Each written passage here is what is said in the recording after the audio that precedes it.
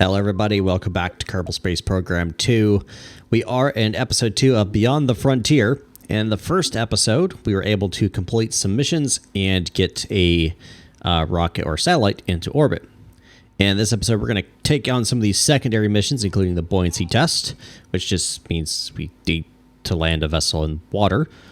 A challenging perspective, you'll see later, and going green, which basically just means that we need to gas parts stuff anyway, and also spacewalk. So all this means I need to fire up a rocket that actually has a Kerbal on board. So I'm going to head to the VAB and get working on a vehicle. However, I quickly realized I had a bunch of science left over from the last episode. So what did I do?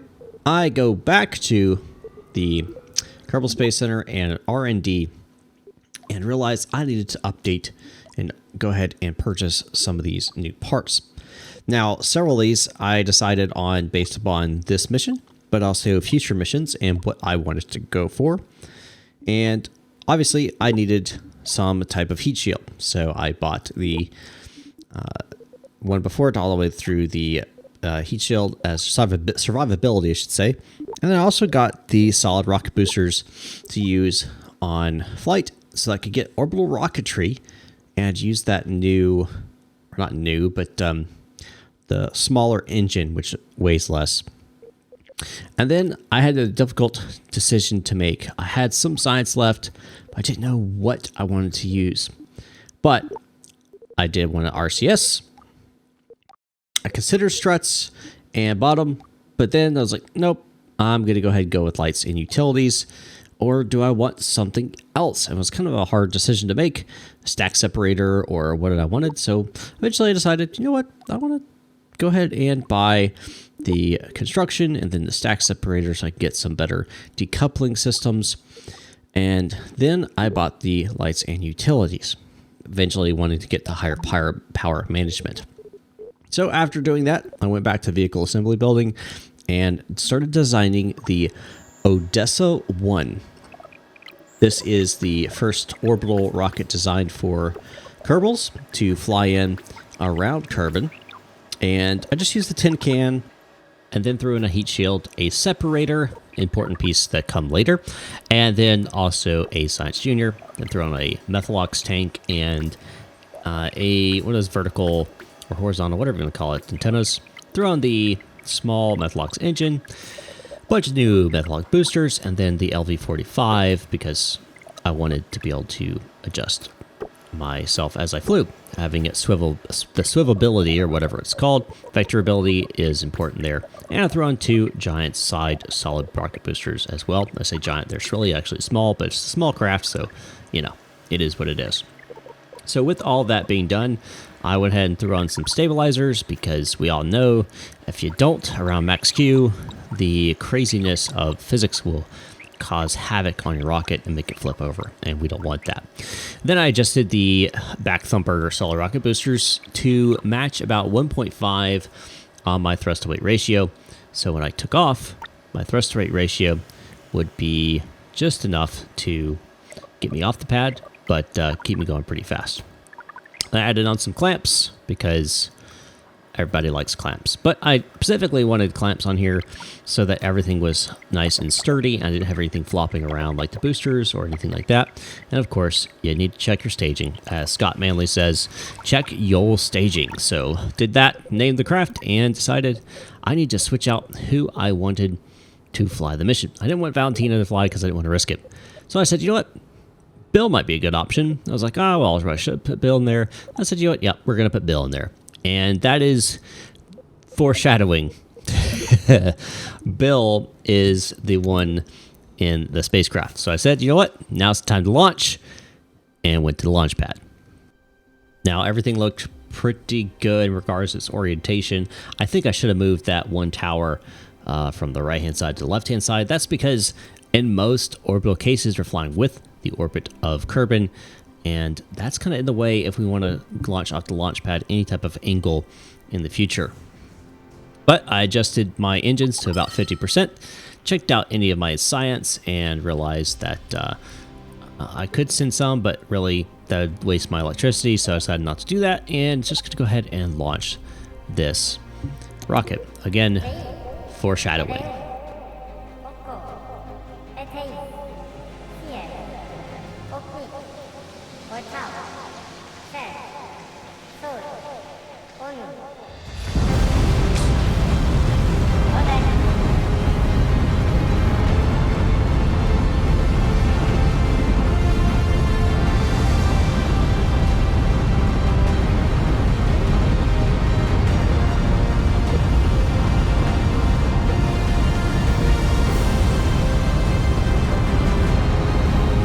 Not sure why we have that issue with the game view popping up, but you have to reset the UI. It's a little glitch, but man, night launches are so cool in KSP2. Absolutely gorgeous. So we passed back skew without any problems at all. I am very happy with the way this rocket is performing. Separate the two solid rocket boosters, no problems, nothing smacking the side of the rocket like I had on my first orbital launch. Everything is going nominally, if not better than nominal. This thing is screaming up into orbit with plenty of fuel left. I decided to go ahead and transmit my science because, hey, I've got their engines running. I've got a generator running. So might as well go ahead and send the science that I can. And that is foreshadowing. So I set my APWAPs just about 90 kilometers up and watch as the Kerbal rises above Kerbin. One of the things I don't like about KSP2 is the maneuver nodes are kind of a little funky sometimes and are kind of hard to deal with, to be honest. I've started to get used to them a little bit, but they're still, as you see, I'm struggling here trying to find the exact right amount of delta V needed to use and for the pair apps and everything like that. And I wish you could select the Apple apps and the pair apps with a maneuver node and just stick them to that specific spot rather than having to kind of play around with them to get the exact point. But, you know, beggars can't be choosers, as they say, but if any of the devs are watching this, that would be a nice feature, maybe like a right click on the actual pair apps or Apple apps and select create maneuver node at pair apps or Apple apps, whatever. Anyway, I use the engine a little bit to help myself get quicker to the maneuver node because the one thing about this rocket that it does need is more reaction control systems or reaction wheels or something to help flip it around.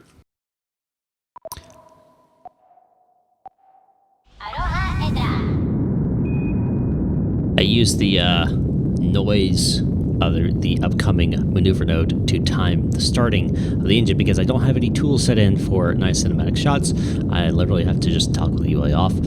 So that has been really cool though to be able to have that audio warning as it comes up. So that's one thing I really do like about KSP2's maneuver nodes. That's one thing that KSP1 did not have was that timing system coming up and giving you warnings. Unless you bought like alarm clock or something like that, or bought, I should say, downloaded the mod for something like that. But yeah, I was able to get this burning just fine. I knew that I was going to have to do a separation decoupling and move on to the final third stage of the rocket, which is the orbital portion. One interesting thing here is I did have a decoupler here, and that's key for later on. Again, foreshadowing what's going to happen. But anyway, so no problems there, decoupled, and continue my burn into a nice orbit around Kerbin. It wasn't a perfect orbit. It wasn't, you know, exactly circular. It was more oval in shape, and that was because, again, I struggled with that maneuver node getting it exactly right. But I was in orbit, and my paraps was 72 kilometers, which is above 70, which means I don't have to worry about my orbit decaying, even though in real orbital mechanics, you have orbital decay that happens hey, this is Kerbal Space Program. This isn't real life. And thank God for that.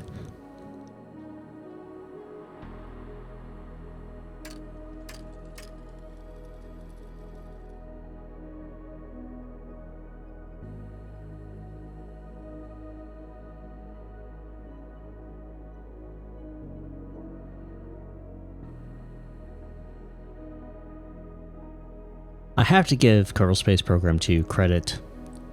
Their lighting system is much better than KSP 1. And there's some just glorious sunrises and sunsets as you orbit whatever body it may be. There's just something about it that really pulls on you. It just shows the greatness of the creation. The nebulas, the refraction of the light in the upper atmosphere. Beauty in the natural world as seen by, in this case, through a video screen in a video game. But I love how they captured the beauty that is our natural world.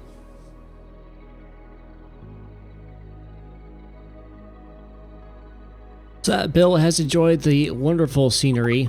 There was some work to do, which included checking out the sciences that I had gathered while in orbit, which include environmental samples that were done by the Science Junior, as well as some crew observations. And some of that I could have transmitted, but I figured, you know, I'm re-entering, so what the heck, why not just use it, you know, keep it on board and land. That's how I'll recover it. Sounds like a great idea. So I set up a maneuver node. So we go into the map and we set up the maneuver node and realized, oh, I don't want to land in the darkness. So what's the fix? You fast forward. So I fast forward, I think it ended up being just about a day to bring it back into the daylight, for KSC to be back into the daylight side of Kerbin for a nice day splashdown. So with it sped up and KSC back in the daylight side, it's now time to set the maneuver node, and you generally want to set up your maneuver node sometime around the pair apps, but sometimes you can't always do that. But in this case, I figured I'd probably get away with it. So I set it to generally a low altitude, but not all the way into, I guess you could say, into the ground there, but in a low atmosphere. So it should, as I arrive in the area, it should slow me down, the atmospheric effects and re-entry, so that I could land somewhat near the KSC, but in the ocean off to the east of it. At least that's the idea. With that set up, we're going to flip back to the maneuver node on the SAS control module and warp to the maneuver node. Now, being inside Kerbin, you're limited on your speed, but we quickly got to the maneuver node. And again, I really like that feature of the warp 2 with the maneuver nodes. That has, oh man, saved countless hours of right-clicking on a trajectory and selecting warp 2. Instead, you can set the maneuver node and just warp to the maneuver node, a lot like you would do in MechJeb, or I think there was another one that also did the same thing. So with that being said, turn on the engine full power and start my re-entry burn. Doesn't last very long, but it does need to. About 12 seconds. After that, shut down the engine, and we'll be on trajectory to re-enter Kerbin atmosphere.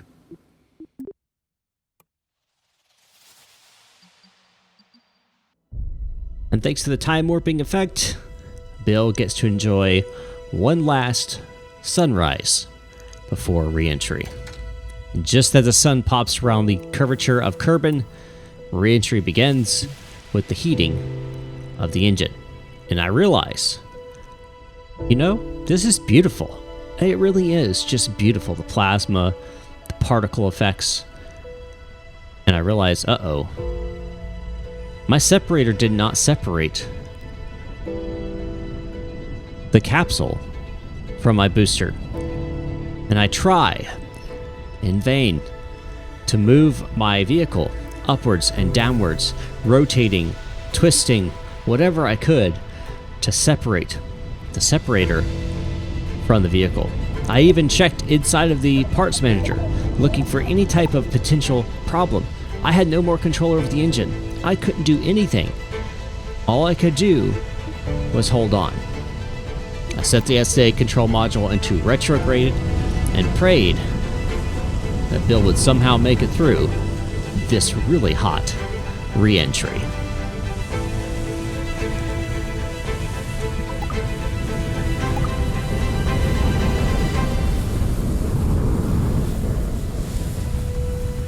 Thankfully, the engine bell is made to withstand very high temperatures. And as we continue our descent into Kerbin, it appears that maybe, just maybe, the engine might be the heat shield for Bill. With now officially entering the atmosphere, the heating on the ship's surface continues to rise. Aerodynamic effects begin to affect the trajectory of the spacecraft. I began to wonder if the separator is actually affecting the drag of the vehicle. Maybe in a way, it's helping. The separator may be acting like an aero brake. An unintentional aero brake, but an aero brake nonetheless.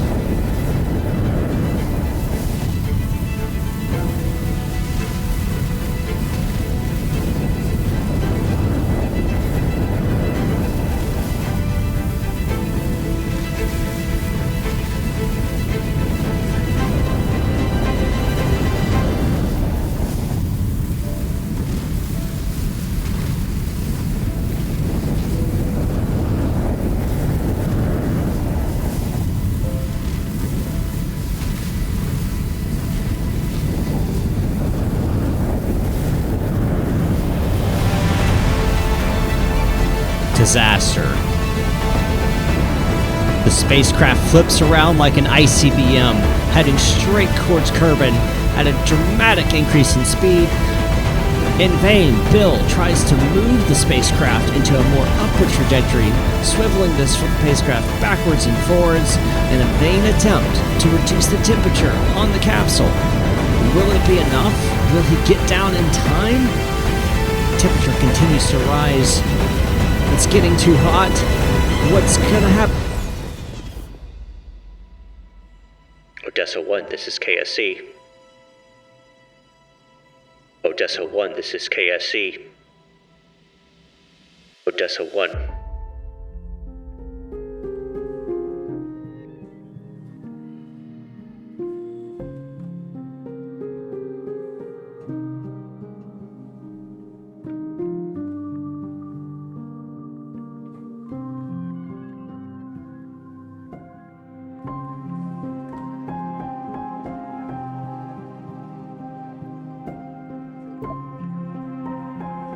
Well, with the sacrifice of Bill Kerbin, we did receive 25 science, and only 25 science. If you recall, I decided not to transmit science, instead bring it back down in the recovery. I'll be honest, the loss of the Odessa one was... it did kind of shock me, to be honest. I generally don't lose Kerbals. And if you recall in the first episode, I talked about intentionally using probes in dangerous missions. Well, I didn't on this one. I used Kerbal because I had to. And we saw what happened. So, even though Odessa 1 did not make it, it was time to review what happened. And I checked the separator, made sure it wasn't somehow glitched into the other, checked the impulse, and everything was good. What happened with Odessa 1 that caused it not to separate? Well, after cleaning up the mess on Launchpad 1, I said, screw it, we're sending Tim. So we launched Odessa 2 into orbit. Will this be the successful mission that needs to happen?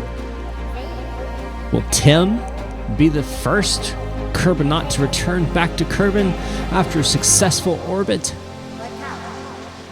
Only time will tell.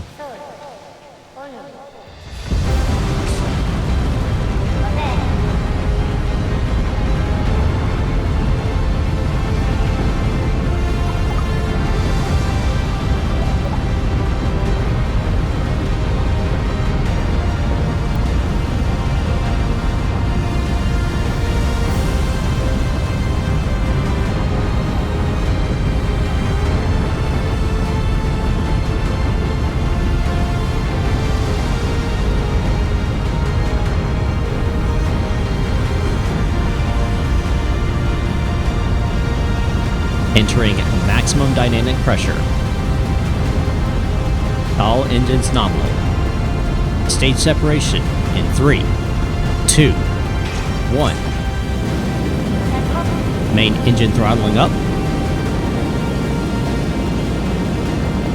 Prograde selected. 20 kilometers.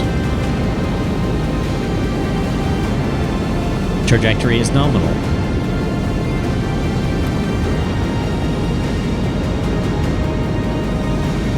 30 kilometers.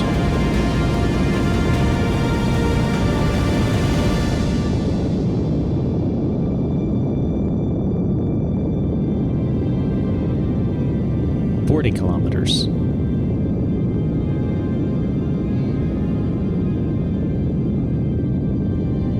Micah. After a successful launch, we start our orbital insertion burn with an estimated time of about 58 seconds on the burn. Of course, just like last time with Odessa 1, we must separate between stages 1 and stages 2, giving us our orbital engine and orbital part of the rocket the ability to fire. Now, if you recall, with Odessa 1, we used a decoupler here. Here in Odessa 2, we likewise use a decoupler. I begin to worry that maybe the separator may be the issue, because decoupler seems to work without a single problem. But I really won't know until I try it again. Well, the orbital ship discards its booster and begins its second engine start, no problems, and continues its course, deactivating at appropriate time, putting the spacecraft in a much more circular orbit than Odessa 1. Tim seems to be doing a little bit better with his flying, which means really I'm doing a little bit better with the flying. Of course, it's Tim who's in the spacecraft and potentially can get burnt to a crisp on re-entry. Now, one thing I forgot to do in Odessa 1 was to do an EVA, and I almost did it again. But I remembered last minute to do an EVA to complete that secondary mission, an important feat that I needed to accomplish, to bring in just that much more science.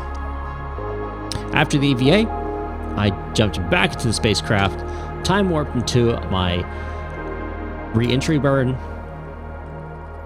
and set up for that.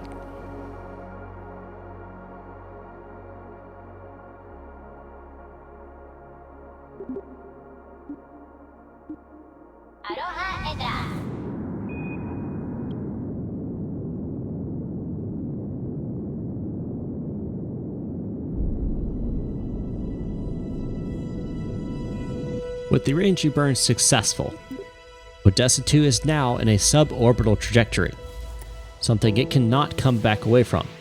So I separate the craft and realize, once again, we have a problem.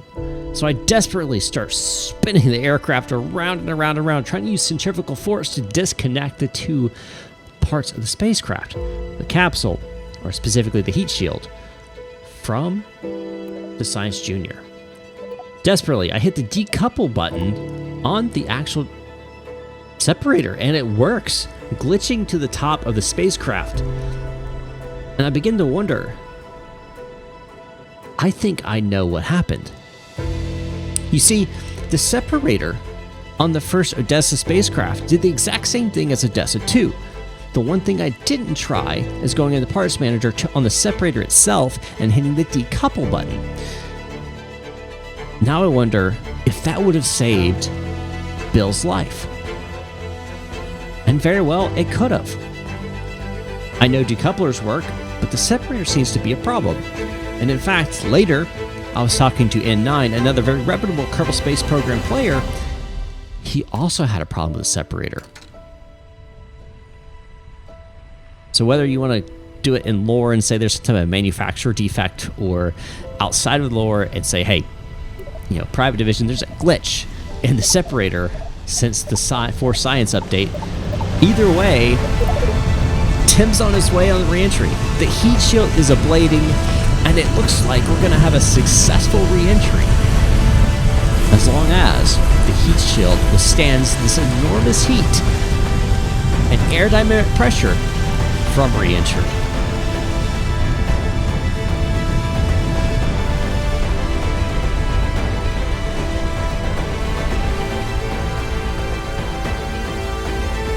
And just like that, re-entry is complete. All you hear now is the wind whipping by the cockpit as Tim smiles from ear to ear, realizing he will be the first Kerbinaut to land after orbit.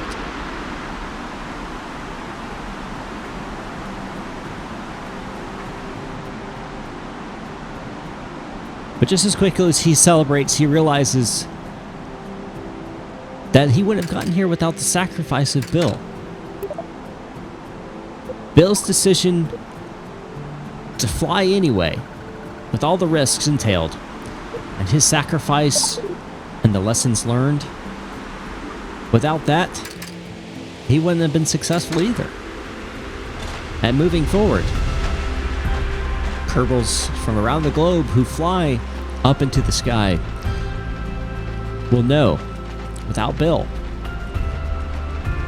their mission wouldn't be safe either.